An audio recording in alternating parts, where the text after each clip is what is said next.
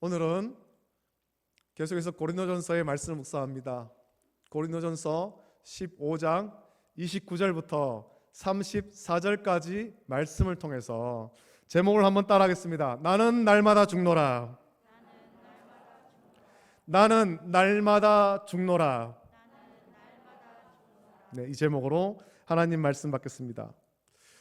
부활주의를 앞두고 한 달간의 기간은 저에게 삶과 죽음 그리고 부활을 깊이 묵상하는 그런 기간이죠. 참 공교롭게도 이 공교롭다는 표현을 하기가 좀 그렇긴 한데 날짜가 그렇게 되었어요. 저희 할머니와 저희 아버지가 이 기간에 모두 소천하셨기 때문이죠. 이 부활주의를 앞둔 이 기간에 소천하셨습니다. 아버지가 소천하시기 전에 마지막으로 저희 자녀들, 가족들 다 이끌고 만나러 갔습니다. 아버지를 만나고 돌아올 때 마지막 이제 집에서 나서기 전에 아버지하고 인사를 하는데 마음으로 그렇게 인사를 했죠. 마음속으로 아버지, 천국에서 다시 만납시다. 제가 마지막 돌아오면서 마음으로 그렇게 인사하고 왔습니다. 제가 그렇게 하려고 한 건 아닌데 그런 마음에 감동을 주시는 거예요. 그렇게 인사를 하고 얼마 지나지 않아서 저희 아버지가 소천하셨죠. 우리 성도들이 다 오셔가지고 참 많은 위로를 해주셔서 감사한데 그 장례를 치르는데 마음이 그렇게 슬프지를 않은 거예요. 장례식을 치르면서 이미 하나님께서 저에게 주신 소망이 있기 때문이죠. 나도 때가 되면, 나도 언젠가 그 때가 되면 천국에 갈 텐데 그곳에 앞서가신 아버지를 그곳에서 만날 것을 믿기 때문에 장례식을 치르며 육신으로는 더 이상 아버지를 만날 수 없지만 슬프지가 않은 거예요. 또 그 천국 가면 어떠한 병도, 어떤 아픔도, 어떤 질병도, 어떤 장애도 없는 건강한 몸으로 만날 것을 믿기 때문이죠. 장차 예수님 다시 오시면 우리가 그런 건강한 몸으로 부활할 것을 믿기 때문에 장례식을 치르며 마음에 슬프지가 않더라는 것입니다. 여러분, 우리가 소망하는 부활이 그런 것입니다. 우리가 예수님을 구주로 믿음으로 이 구원을 확신하는데 또한 구원의 확신만 있는 것이 아니라 몸의 부활을 우리는 분명히 믿고 소망합니다. 우리가 소망하는 부활은 예수님이 보여주신, 예수님이 이미 그 제자들에게 보여주신 신령한 육체로의 부활이지요.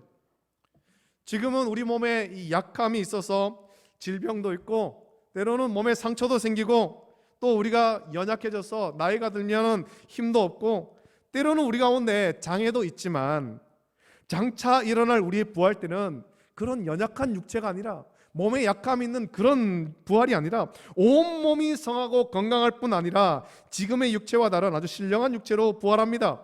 우리는 성경 말씀을 통해서 예수님께서 이미 보여주신 그 신령한 육체를 보았습니다. 성령을 통해 만난 거죠. 지금의 우리 육체와 다른 거예요. 육체를 가지고 부활하지만 지금의 육체와 다른 신령한 육체입니다. 그래서 제가 아버지가 소천하시고 이 부활주의를 장례식을 마치자마자 부활주의를 맞았을 때 하나님은 저에게 부활의 간절한 소망과 그 귀한 은혜를 주신 거예요. 그래서 해마다 부활주일이 가까이 오면 그 모든 일들이 기억하면서 부활을 더욱 간절히 소망하고 주님이 주시는 은혜를 묵상하는 그런 귀한 은혜의 시간이 되죠. 하나님이 저에게 주신 이 은혜를 여러분들도 온전하게 누리기를 원하고 소망하기를 원합니다. 부활의 소망을 품기를 원합니다. 그래서 우리가 부활주의를 앞두고 고린도전서 15장의 말씀을 묵상하며 부활 신앙을 견고히 할 뿐만 아니라 부활의 은혜를 나누고자 하는 것입니다. 여러분, 우리가 분명한 이 부활의 소망을 가진다면 우리에게서 이 죽음은 두려운 것이 아닙니다. 우리가 언젠가 다 이 세상에서 우리의 생명이 끝날 때가 오겠죠. 우리가 죽을 때가 오겠죠. 우리가 나이가 많아서 육체의 생명이 끝나서 죽든지 혹은 질병으로 죽든 사고로 죽든 어떠한 모습으로 죽든 우리는 언젠간 다 죽는다는 것입니다. 그런데 우리가 부활을 소망하면 구원의 확신과 부활의 소망 가운데 살아간다면 이 죽음은 더 이상 두려운 것이 아닙니다. 분명한 부활의 소망을 가진다면 죽음이 우리를 갈라놓지 못하는 거예요. 죽음이 우리를 공포 속으로 몰아넣지 못한다라는 것입니다. 오늘 말씀 보면 1세기 기독교에서는 좀 특이한 풍습이 있었던 것 같은데 이 죽은 자를 위해서 세례를 받는 일이 있었던 것 같습니다. 바울도 오늘 본문 29절에서 그런 일이 있다라고 언급했는데, 이것은 성경적으로는 옳은 것이 아니죠. 성경적으로 받아들일 수 없는 행위입니다만, 그때 성도들은 구원을 받음에 있어서, 우리가 구원받음에 있어서 이 세례를 매우 중요하게 여긴 것 같습니다. 그래서 가족이나 친척 중에 세례를 받지 않고 죽었을 때, 비록 그가 예수님을 믿었지만 세례를 받지 않으므로 그의 구원을 확신하지 못하는 사람들이 있었던 것 같아요.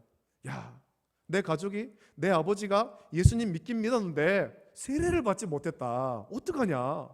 우리 아버지 세례 못 받았는데 그럼 구원 못 받는 것 아닌가? 이렇게 염려하는 사람이 있었다라는 거죠. 그래서 죽은 가족의 구원을 확신하지 못하고 마음이 불안한 성도에게 죽은 가족의 구원에 대한 이 확신을 주기 위해 가족 중에 다른 사람이 세례를 받는 일이 그때 1세기 기독교 가운데 있었던 것 같습니다. 이것은 죽은 자의 구원이 살아있는 자의 어떤 행위로 이루어진다, 그런 의미가 아닙니다. 죽은 내 가족이 구원받기 위해서 살아남은 가족이 대신 세례를 받으면 구원받고, 세례를 안 받으면 구원받지 못하고, 그게 아니라는 거죠. 죽은 자의 구원을 위해서 살아있는 가족이 뭔가를 해야 한다, 그런 의미가 절대 아닙니다. 단지 이러한 일이 있었던 것은 그때 남은 가족을 위로하는 차원에서, 예수님 믿긴 믿었지만 세례를 못 받고 죽은 그 가족 때문에 불안해하는 그 가족을 위로하는 차원에서 이런 일이, 이런 풍습들이 있었던 것으로 이해하는 것이 옳을 것입니다. 여러분, 우리의 구원은 우리가 죽은 이후에 남은 가족을 통해서 이루어지지 않습니다. 절대로 내가 구원받음에 있어서 내 다른 가족들이 무언가를 해서 내가 구원받는 것이 절대로 아니라는 거예요. 내가 예수님을 구주로 믿는가가 중요한 것입니다. 오늘 우리 양효원 학생도 입교 예식을 했습니다만, 입교라는 것은 예수님을 나의 구주로 내가 고백하는 거예요. 내가 고백하는 것, 이것이 중요하죠. 이 고백이 중요한 것입니다. 일평생 교회를 다녀도 예수님을 나의 구주로 고백하지 않는다면 그건 아주 심각한 문제가 되는 것입니다. 우리의 구원은 내가 예수 그리스도를 나의 구주로 믿고 고백하는 것이 중요합니다. 여러분, 1세기 교회에서, 1세기 기독교에서 죽은 자를 위한 그 가족들의 세례를 받는 이런 행위는 죽음을 두려워하기 때문에 일어난 일이죠. 죽은 내 가족이 구원을 받지 못한 채 지옥의 형벌에 떨어질 것을 두려워한 것입니다. 이것은 구원의 확신이 없거나 희미하고 부활을 믿지 못해서 소망하지 못하기 때문에 이러한 일들이 일어난 거죠. 이렇게 죽은 자들을 위해서 세례를 받는 것이 중세시대, 가장 타락했던 그 시대 종교개혁의 한 원인이 되기도 한 면죄부의 형태로 나타난 것입니다. 중세시대 이 가톨릭 교인들은 아마 많은 돈이 필요했을 거예요. 신앙생활할 때 많은 돈이 필요한 거예요. 자신과 자신이 사랑하는 사람들의 영혼을 위해서 교회에서 발행하는 어떤 증명서를 사야 했는데, 그 증명서는 면죄부, 면벌부, 속죄부, 이런 이름으로 불리죠. 우리가 잘 아는 면죄부입니다. 가톨릭에서는 말하는 이 천국과 지옥 사이에 연옥이 있는데, 사람이 죽으면 바로 천국으로 가고 안 믿으면 바로 지옥으로 가는 것이 아니라 연옥에 머문다는 거예요. 이 연옥에 머무는 시간을 단축시키거나 없앨 수 있는 것이 면죄부라는 거죠. 돈을 주고 면죄부를 사야 되는 거예요. 여러분, 면죄부는 로마 가톨릭의 아주 획기적인 기획 상품 아닙니까? 당시 가톨릭 교인들은 지옥보다 연옥을 더 두려워한 거예요. 그들은 천국문으로 들어가는 열쇠를 가톨릭 교회가 가지고 있다, 그렇게 믿었습니다. 자신들이 지옥에 가게 되리라는 생각은 하지 않았기에 지옥에 대해서는 자신들과는 먼 얘기처럼 들렸지만 천국에 가지 못한 채 연옥에 오랫동안 머무게 될까 두려워했죠. 교회에서 연옥의 형벌에 대해서 구체적으로 묘사하면서 가르쳤기 때문에 그때의 가톨릭 교인들은 연옥은 그들이 피부로 와닿는 두려움과 공포일 수밖에 없었습니다. 여기 오래 머무면 안 되는 거죠. 그래서 비싼 돈을 주고서라도 면죄부를 사야 되는 거예요. 이 면죄부라고 하는 이 발칙한 제도가 생긴 것은 11세기에 십자군 전쟁 때 생겼습니다. 교황 우르바노 2세가 십자군 전쟁에 참여한 사람들에게, 그 전쟁에 참여한 사람에게 하나의 특권을 주는데, 너의 벌을 면해 주노라.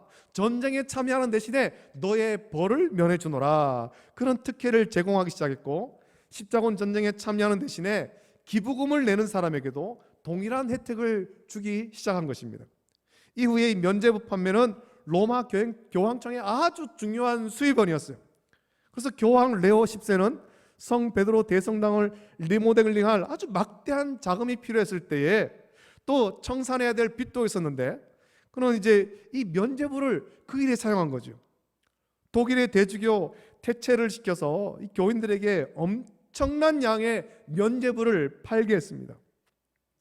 이 태첼이라는 대주교가 언변이 아주 좋았는데, 그래서 사람들한테 가서 돈을 주고 면죄부를 사면 면죄부를 산 자신이 연옥에 가지 않고 천국으로 바로 간다, 그렇게 했고, 면죄부를 사지 못한 채 죽은 가족은 지금 연옥에 있는데 그들을 위해서 돈을 주고 면죄부를 사면 연옥에 있는 그 가족들도 천국으로 간다. 사람들을 미혹한 거예요. 그래서 많은 사람들이 그때 많은 돈을 주고 면죄부를 샀습니다. 로마 가톨릭은 오늘 본문 29절의 말씀을 근거로 구원과 부활에 대하여 불확실한 사람들에게 면죄부를 판 거예요. 죽은 자를 위해서 세례를 받듯이 죽은 자를 위해 면죄부를 사야 된다는 거죠. 사실 우리는 부활을 성경 말씀을 통해 믿고 확신합니다만 실제로 보지 못했잖아요. 저와 여러분 가운데 죽었다가 다시 살아난 사람을 우리의 눈으로 본 적이 있습니까?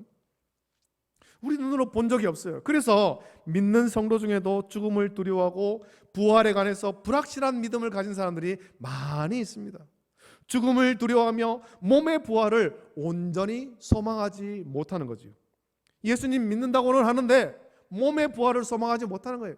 우리가 이 예배 시간에 사도신경을 암송합니다만, 우리가 다시 사는 것 믿습니다, 고백합니다만 그냥 암송만 할 뿐 제대로 믿지를 못하는 거죠. 그리고 그것은 구원의 확신이 흐려지는 것으로 나타나기도 하고, 그래서 내가 뭔가를 해야 구원을 받는 것처럼 여기는 그런 모습으로 나타나기도 합니다. 내가 신앙생활 하지만 뭔가 좀 선한 일을 해야 되는 건 아닌가? 내가 헌금을 많이 해야 되는 건 아닌가? 이러한 모습으로 나타나기도 하는 거죠. 그러나 우리가 구원을 받는 것은 돈을 주고, 많은 돈을 주고 면죄부를 사거나 혹은 어떤 선한 일을 해야만 받는 것이 아니에요.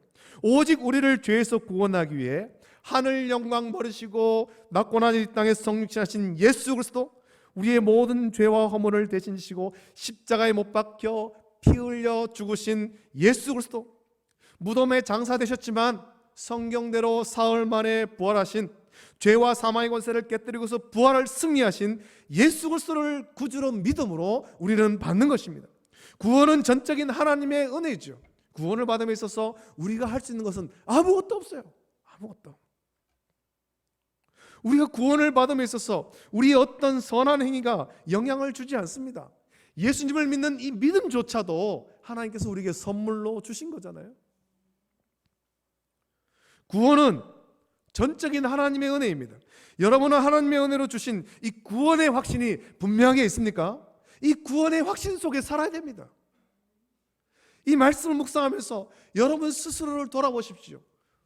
내가 구원의 확신이 분명히 있는가? 구원의 확신 속에서 신앙생활하고 있는가? 구원의 확신이 있다면, 그렇다면 몸의 부활을 분명하게 믿고 있는가?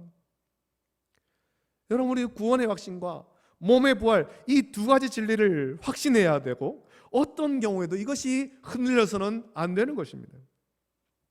구원의 확신과 몸의 부활을 믿는 것은 성령께서 우리에게 주시는 거예요. 내가 믿고 싶다고 믿는 것이 아니라 성령께서 깨닫게 하시고 믿게 하시죠.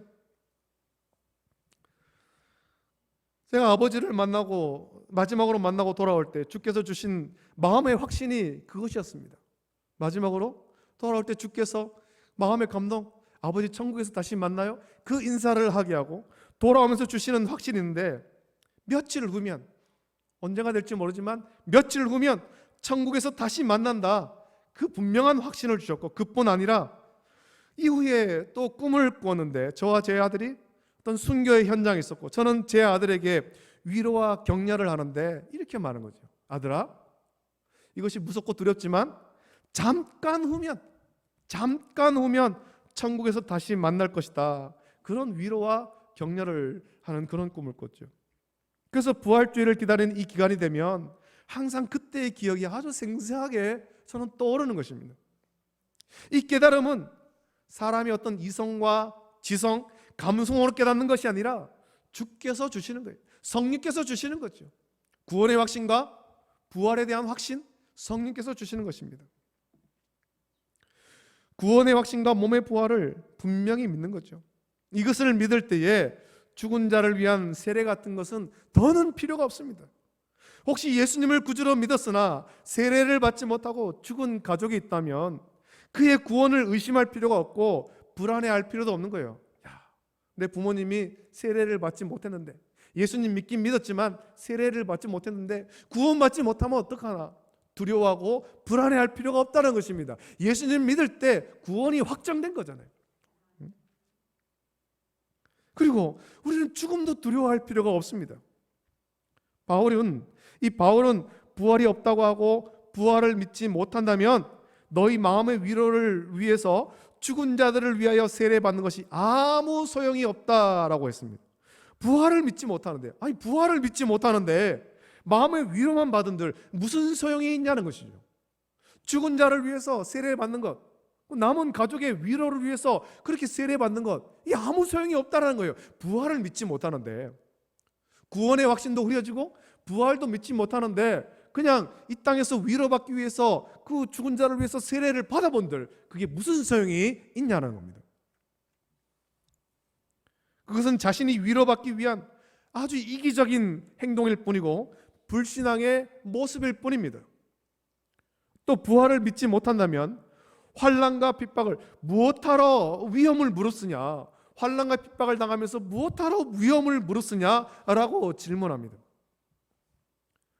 부활을 믿지 못한다면 차라리 믿음을 버리고 세상으로 가서 세속적으로 살면 될 텐데, 부활을 믿지 못하면서 왜 환난과 핍박을 당하고 죽음의 위협을 무릅쓰느냐, 세상이 핍박하는데 뭐하러 굳이 교회 나와가지고 예배를 드리고 예수님 믿는다라고 하느냐라는 거죠. 앞선 말씀을 통해서 부활을 믿지 못하면서 그렇게 하고 있다면 세상에서 가장 불쌍한 사람이 우리라고 사도 바울은 말했습니다. 구원의 확신도 없고 부활도 믿지 못하면서 뭐하러 시간 내가지고 교회 와서 예배드리고 자신의 그 물질을 들여서 헌금 드리고 뭐하러 그렇게 하냐는 거죠. 바울은 부활을 온전히 믿지 못하고 죽음을 두려워하는 고린도 교회 성도들을 책망하고 있습니다. 그리고 이 말씀은 오늘 똑같이 그때 고린도 교회 성도처럼 부활을 믿지 못한 채 죽음을 두려워하는 성도들을 책망하는 말씀이죠. 혹시 저와 여러분 가운데 이 구원의 확신이 흐려지고 부활을 믿지 못하는 사람이 있다면 이 책망의 말씀을 들으면서 우리는 돌이켜야 됩니다. 구원의 확신을 갖고 몸의 부활, 예수님이 보이신 영광스러운 부활을 믿고 소망하는 이 바울은 죽음을 두려워하지 않습니다. 복음을 전하며 환난과 핍박을 당하고 죽음의 위협이 바울에게 날마다 있었습니다. 복음을 전하다가 사람들의 시기와 모함으로 매를 맞고 감옥에 갇힌 일도 있었습니다. 유대인들이 시기하기도 했고 또 마게도냐에서 에베소에서도 어려움을 당했죠. 바울을 죽이려는 자들의 시도가 많았습니다. 암살자들이 늘 도사리고 있었어요. 이런 위험과 공포가 늘 있었지만 바울은 죽음을 두려워하지 않는 거예요. 암살자들의 위험을 두려워하지 않았습니다. 오히려 31절에 말하기를 형제들아 내가 그리스도 예수 우리 주 안에서 가진 바 너희에 대한 나의 자랑을 두고 단언하노니 나는 날마다 죽노라. 나는 날마다 죽노라. 사도 바울은 고백합니다. 이걸 자랑한다는 것입니다. 바울이 자랑할 것이 있는데 날마다 죽는다는 거죠. 날마다. 이 날마다 죽는다라는 말은 복음을 전하다가 언제든지 순교할 각오가 되어 있다는 것입니다. 평안히 인생을 마치고 이 사역의 모든 일들을 마치고 평안히 노년에 온 가족이 함께 한 자리에 자녀의 축복을 받고 위로를 받으며 그렇게 주님 품에 안기는 것이 아니라 복음을 전하다가 시기와 모함을 받아서 돌에 맞아 죽을 수도 있고 또는 어딘지 알지 못하는 곳에서 암살자에게 죽임을 당할 수도 있으며 아무도 돌보는이 없는 광야에서 또 광풍이 부는 바다에서 파선에서 죽을 수도 있었습니다. 세상에서 볼 때 그리 좋은 죽음이 아닐 수도 있지만 바울은 그것이 두렵지 않다는 거죠. 내가 언제 어디서 어떻게 죽든 그것이 두렵지 않다는 것입니다. 언제 어디서 어떻게 죽을지 모르지만 그것이 두렵지 않은 이유는 바울 안에 바울이 구원의 확신이 있고 분명한 확신이 있고 예수님 보이신 영광스러운 몸의 부활을 분명히 믿기 때문입니다. 어떤 환난과 핍박도 죽음도 바울을 굴복시킬 수가 없는 거예요. 세상의 어떤 권세도 바울을 굴복시킬 수가 없습니다. 이것이 바울이 가진 부활신앙이며 저와 여러분들이 가져야 될 부활신앙인 줄 믿습니다. 여러분, 우리는 부활신앙을 지키기를 힘써야 됩니다. 바울은 부활이 없다고 하거나 부활이 세례를 받을 때 지나갔다라고 말하는 영지주의자들, 후메네오와 빌레도 같은 자들을 악한 동물하고 불렀고 그들과의 싸움을 맹수와 더불어 싸우는 것에 비교합니다. 맹수와 싸우는 것이 유익하지 못하듯이 몸의 부활을 부정하는 영지주의자들과 논쟁하는 것이 전혀 유익하지 않다는 것이죠. 그래서 바울은 그들과 논쟁할 것이 아니라 깨어 의를 행하고 죄를 짓지 말라 권면합니다. 그들의 헛된 행실을 따르지 말라라고 권면하는 거예요.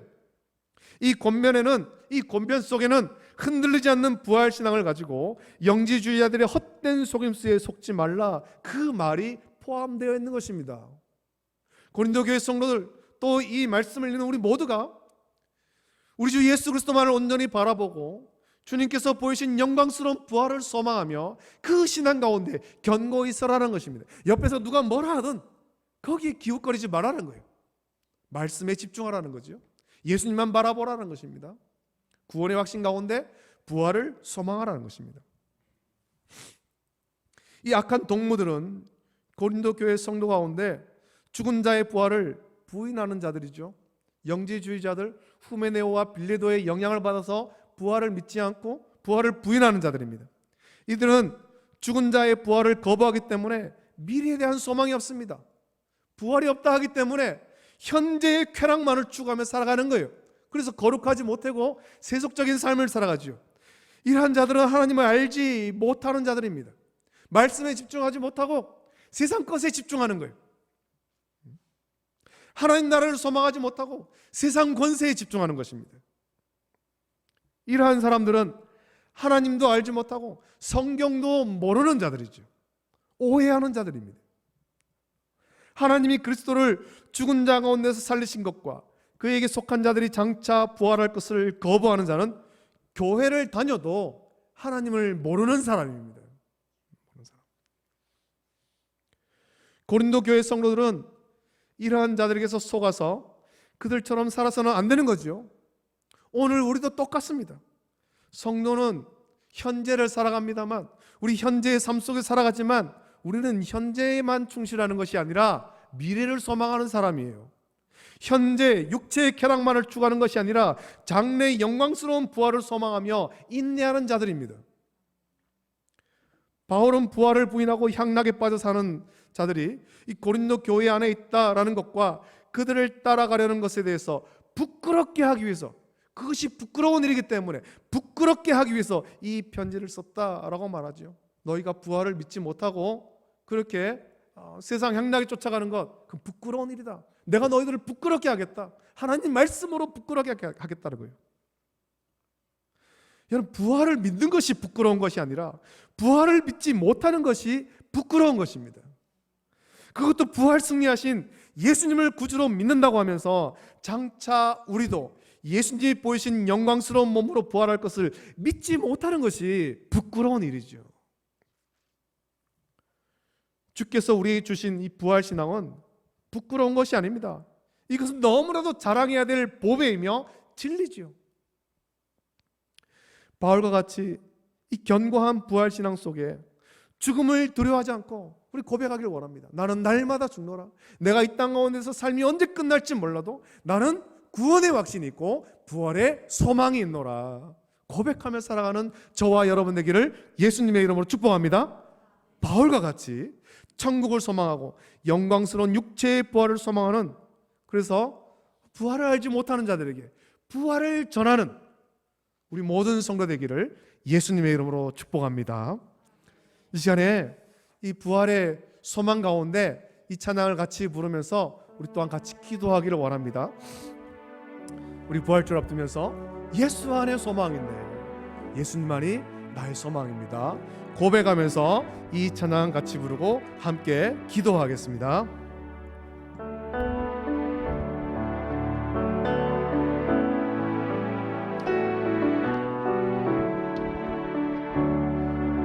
예수 안에 소망 있네, 내 빛깔 나의 노래, 환난 중에 보시는 주 나의 견고한 완성, 크신 사랑 크신 평화 두려움에서 날 건지네, 내리로자 내 모든 것주 사랑 안에서 완전하신 하나님, 완전하신 하나님 우리와 같이 주 사랑과 그리로 세상을 원하셨네, 십자가에 주 달리사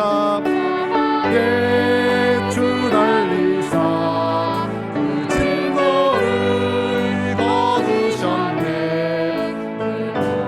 내 당당하신 주 은혜 안에서 죽임당한 세상의 빛, 죽임당한 세상의 빛 어둠을 이기셨네, 영광스러운 그날의 무덤에서 구하 승리하신 우리 주님, 승리하신 우리 주님, 원수들을 물리쳤네, 나주의 것 주 나의 것 주 보혈 안에서 주 예수의 능력으로, 주 예수의 능력으로 내 속에 두려움, 나의 사는 모든 순간, 나의 사는 모든 순간 주께서 다스리 어느 것도 주 손에서 날 빼앗지 못하리라, 주 손에서 날 빼앗지 못하리라, 주 오시라 기다리며 주님 안에서 굳건한 반석이시니, 굳건한 반석이시니 그 위에 내가 서리라, 굳건한 반석이시니, 굳건한 반석이시니 그 위에 내가 서리라, 굳건한 반석이시니, 굳건한 반석이시니 그 위에 내가 서리라, 그 위에 내가 서리라. 이 시간 함께 기도하겠습니다. 말씀을 기억하시면서 함께 기도하겠습니다. 주님께서 우리에게 주신 놀라운 은혜가 있습니다. 구원의 확신이 있고 또 부활에 대한 소망을 주셨습니다. 우리가 예수님을 나의 구주로 영접할 때 구원이 확정되었습니다. 또 예수 그리스도를 믿을 때 예수님께서는 우리에게 영광스러운 부활의 몸을 이미 보이셨고 소망하게 하셨습니다. 우리가 이 구원의 확신과 부활의 소망 가운데 이 믿음으로 승리하는 삶을 살 수 있도록 은혜 풀어 주시옵소서. 이 세상 가운데 흔들리지 않게 하여 주시고 이 부활의 소망을 날마다 자랑할 수 있는 그런 믿음을 허락해 주시옵소서. 부활주의를 기다리며 우리 가운데 이 부활의 소망이 더욱더 커져갈 수 있도록 은혜 풀어달라고 우리 합심하여서 한 목소리를 함께 기도하겠습니다. 거룩하신 아버지 하나님, 은혜를 감사함을 드립니다. 아버지 하나님, 오늘 말씀 묵상하면서 또 아버지의 부활주의를 기다리며 하나님 말씀을 나누었습니다. 아버지 하나님, 주께서 우리에게 주신 놀라운 은혜가 있습니다. 아버지 하나님, 구원의 확신과 부활의 소망을 주셨습니다. 우리가 우리 주 예수 그리스도를 나의 구주로 영접할 때 우리는 이미 구원이 확정되었습니다. 하나님 자녀가 되었습니다. 아버지 하나님, 우리가 더 이상 아버지 하나님 죽음이 우리를 갈라놓지 못하고 죽음이 우리를 두려워하게 할 수 없는데 아버지 하나님 부활의 확신 가운데 이제는 아버지 하나님 부활의 소망, 우리 육체의 부활의 소망을 가지고 살아갈 수 있도록 은혜 풀어 주시옵소서. 부활하신 예수님께서 이미 보이신 영광스러운 육체의 부활, 우리가 온전히 소망할 수 있도록 은혜 풀어 주시기를 원합니다. 아버지 하나님, 이 세상은 부활을 믿지 못한 채 아버지 하나님 부활을 믿는 자들을 조롱하지만 우리는 부활의 소망 가운데 부활을 자랑할 수 있도록 은혜 풀어 주시옵소서. 아버지 하나님, 이 세상에 아버지 하나님 두려워하지 않게 하시고 죽음을 두려워하지 않게 하시고 언제서 어떤 모습으로 주 앞에 부름받을지라도 우리는 아버지 하나님 구원의 확신 가운데 기쁨 가운데 살게 하시고 믿음 가운데 살게 하시고 또 아버지 하나님 주님 다시 오실 그날 우리 모든 육체가 영광스러운 육체로 부활할 것을 온전히 소망하며 아버지 하나님 살아갈 수 있도록 보내주시옵소서. 비록 지금은 우리 가운데 연약함이 있습니다. 우리 육체 가운데 연약함이 있습니다. 약함이 있습니다. 질병이 있습니다. 아버지 하나님 장애가 있습니다. 그러나 아버지 하나님 우리 부활할 몸은 이 모든 장애가 모든 질병이 없는 건강한 육체, 신령한 육체로 부활할 것을 소망합니다. 그것을 소망하며 부활의 소망은 살고 부활을 믿지 못한 자들에게 부활하신 예수 그리스도 전하는 우리 모든 성도를 동대하시고 부활의 소망 가운데 날마다 승리하는 삶을 살 수 있도록 은혜를 베풀어 주시옵소서. 감사드리겠습니다. 거룩하신 아버지 하나님, 은혜 감사함을 드립니다. 우리를 사랑하사 택하여 자녀 삼아 주심을 감사함을 드립니다. 주님께서 은혜를 베푸셔서 우리가 우리 주 예수 그리스도를 나의 구주로 영접할 때 구원을 확정하여 주심을 감사함을 드립니다. 우리는 하나님 자녀가 되었습니다.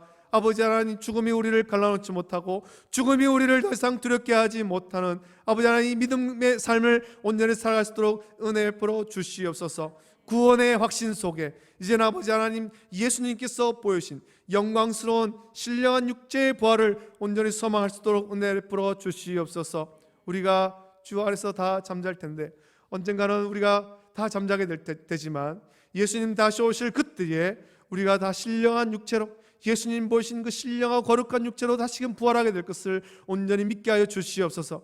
지금은 우리 육체 가운데 연약함이 있고 질병이 있고 아픔이 있고 장애가 있지만 그러나 부활할 그때 우리는 그 모든 질병도 또 연약함도 아픔도 장애도 없는 건강하고 신령한 육체로 부활하게 될 것을 온전히 소망하게 하여 주시고 이 부활의 소망 가운데 날마다 믿음으로 승리하는 삶이 되도록 은혜 베풀어 주시옵소서. 감사를 드립니다. 이제는 우리 죄 위하여 십자가에 못 박혀 피 흘려 죽으셨을 뿐만 아니라 무덤에 장사되셨지만 성경대로 사흘 만에 부활하사 영광스럽고 신령한 육체를 보이신 우리 주 예수 그리스도의 은혜와 우리를 사랑하사 독생자 예수님 아낌없이 내어주신 하나님 아버지의 다함없는 사랑하심과 성령님의 감화 역사 교통하심이 구원의 확신과 부활의 소망 가운데 믿음으로 승리하는 삶을 살기를 결단한 우리 모든 성도들을 머리 위에 가정과 자녀와 직장과 생업 위에 이제로부터 영원토록 함께 있을지어다. 아멘.